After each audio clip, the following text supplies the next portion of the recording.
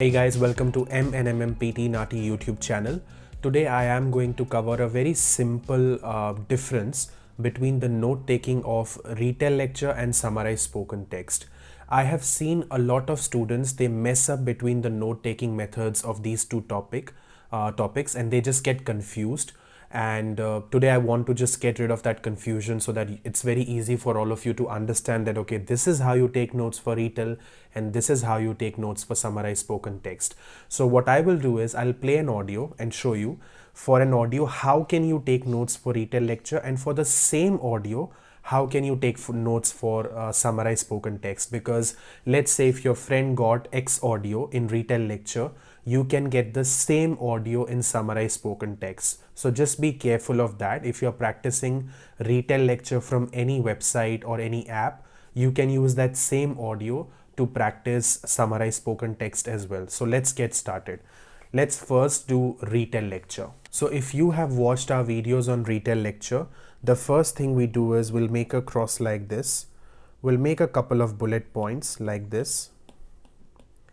And we will aim to take around 10 to 12 phrases. Now, what is a phrase? Phrase means group of words. It can be a group of 3, 4, 5, 6, any number of words, but definitely not one word, because if it is one word, then it is not a phrase, it is a keyword, and we do not take keywords in Retell Lecture, especially if we are aiming for 65 each and 79 each or more than 79. Okay, so if you are aiming for 7 each in PT or 8 each in PT, please do not take keywords. That's not a good method. Go for phrases, a group of words we will pick up from the audio and write it down.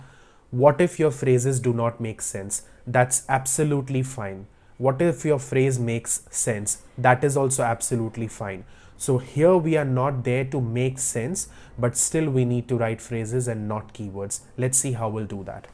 How can sleep deprivation cause such immense suffering? Scientists think the answer lies with the accumulation of waste products in the brain. During our waking hours, our cells are busy using up our day's energy sources, which get broken down into various byproducts, including adenosine.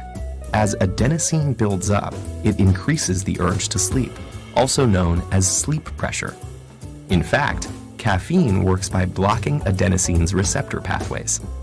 Other waste products also build up in the brain, and if they're not cleared away, they collectively overload the brain and are thought to lead to the many negative symptoms of sleep deprivation. So what's happening in our brain when we sleep to prevent this? Scientists found something called the glymphatic system, a cleanup mechanism that removes this buildup and is much more active when we're asleep. It works by using cerebrospinal fluid to flush away toxic byproducts that accumulate between cells. Lymphatic vessels, which serve as pathways for immune cells, have recently been discovered in the brain, and they may also play a role in clearing out the brain's daily waste products. Alright, I've stopped the audio now. Now let us understand how have I taken notes for Retell Lecture. If you pay attention, my smallest phrase is this, which is 2 words, and something which can be longest I would say is this, or maybe this, 5 words, around 5-6 words. So 2 words was the lowest, 5-6 was the maximum, okay, for me. Now 2 words, is it a phrase? Yes, that's fine, because until and unless it is, if it's more than 1 word, you're safe, and it can go up to any word limit that you want. Now all my phrases, let's understand. Sleep deprivation kind of makes sense. Answer lies within waste product, doesn't make sense really. Which can be broken down, doesn't make sense. Builds up, it increases, doesn't make sense. In fact, caffeine works, doesn't make sense. Also builds up, no sense. They collectively overlook. Of sleep deprivation, scientists found something and is much more active that accumulate between cells. Most of them, I would say 90% of the phrases were not making sense. Still, I will get a good score in my listening and my speaking, because whatever I have written, it is from the audio. I haven't created any content of my own. And whenever I write something, it has to be in the same order the way it was in the audio. I will not mess up with the order of the words. If I do that, if I write phrases, I'm definitely getting a good score in Retell Lecture. So this is how you take notes for Retell Lecture. You take 10 to 12 phrases. Phrases, they can make sense. If they don't make sense, that's perfectly fine.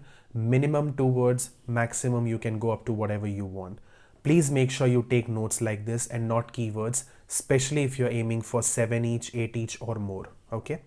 Now let us understand the difference. So now I will take notes for Summarize spoken text.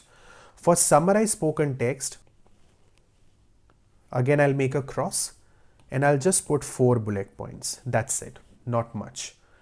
I can take 4 sentences, I can take 4 phrases, I can take 2 sentences, 2 phrases, 3 sentences, 1 phrase, whatever combination, doesn't matter. But the catch here is, if I am taking a phrase or a sentence, number one, yes, it has to be from the audio, not my own creation. Second, it has to make sense. If you write down something here which does not make sense, then you will not get a good score in listening and writing for Summarize spoken text. So we cannot write down phrases that do not make sense, which we can do in Retell Lecture, but we cannot do in Summarize spoken text. That's the biggest difference. So let us see what can be written here. How can sleep deprivation cause such immense suffering? Scientists think the answer lies with the accumulation of waste products in the brain. During our waking hours, our cells are busy using up our day's energy sources, which get broken down into various byproducts, including adenosine. As adenosine builds up, it increases the urge to sleep, also known as sleep pressure. In fact, caffeine works by blocking adenosine's receptor pathways. Other waste products also build up in the brain, and if they're not cleared away, they collectively overload the brain and are thought to lead to the many negative symptoms of sleep deprivation. So what's happening in our brain when we sleep to prevent this? Scientists found something called the glymphatic system, a cleanup mechanism that removes this buildup and is much more active when we're asleep. It works by using cerebrospinal fluid to flush away toxic byproducts that accumulate between cells. Lymphatic vessels. All right. Now, what is the difference? First one, how can sleep deprivation cause immense suffering? Makes sense. Second, adhesive builds up and it increases the urge to sleep. Makes sense. Next, other waste products also build up in the brain. Makes sense. So what's happening in the brain when we sleep to prevent this? Makes sense. So I will only take 4 phrases or sentences, doesn't matter what is the length, but they need to make sense. They can be any phrase from the audio, they can be any sentence from the audio. The length doesn't matter. Obviously, there is a word limit involved in the summary, so you have to stick to that word limit, which is 50 to 70, but we recommend writing between 60 to 68, okay? But the thing is, if your phrases or sentences, they don't make sense, then that is a problem. Okay, now I'm not sure if you have observed this, but if not, go back to the video, rewind it, replay it and observe this. I would recommend. In that ways you'll watch it again and you'll revise this note taking difference. How do I take notes? When I listen to the audio and I understand one sentence, especially for Summarize spoken text, my only focus is to complete that sentence and not what's going on in the audio when I'm writing it. When I'm writing this specific sentence in my note taking, I don't pay attention to the audio thinking what's going on there, because while writing, if I do that, I'm confusing my brain. I'm mixing 2 data, one which is already in my brain and I'm writing it down, second which is going on in the audio and I'm trying to take it in.